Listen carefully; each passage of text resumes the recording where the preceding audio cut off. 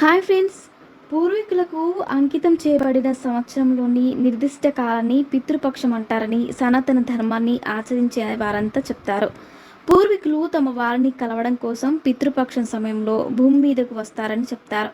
ఈ సమయంలో స్నానం, దానం, తర్పణం, శాస్త్రకర్మలు చేసినప్పుడు పూర్వీకుల ఆత్మ సంతృప్తి చెంది తమ వారిని పూర్వీకులు ఆశీర్వదిస్తారని చెప్తారు. అయితే కొంతమంది జీవితాలలో తెలిసి తెలియక చేసిన తప్పుల కారణంగా పితృదోషం వస్తుంది.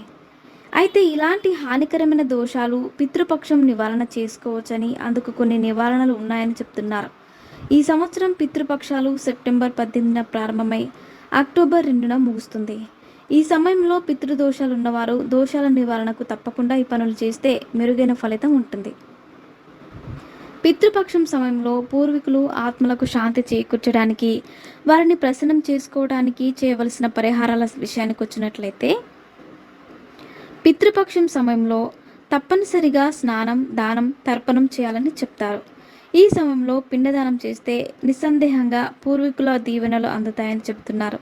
పూర్వీకులు మరణించిన తేదీ తెలిస్తే ఆ తేదీన శ్రాద్ధ కార్యక్రమం చేసి పిండదానం చేయడం వల్ల వారి ఆత్మలు శాంతిస్తాయని చెబుతున్నారు. ఇక పితృపక్షం సమయంలో పితృదోష పరిహారం కావాలని భావించేవారు మంగళవారం నాడు హనుమాన్ ఆలయాన్ని దర్శించుకుని హనుమంతునికి నైవేద్యాన్ని సమర్పిస్తే పితృదోషాలు తొలగిపోతాయని అంటున్నారు.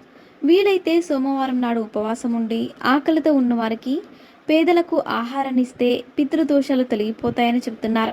పితృపక్షం సమయంలో పెద్దలను గౌరవించాలని, ఎట్టి పరిస్థితుల్లోనూ వారిని అగౌరవపరచవద్దని చెబుతున్నారు.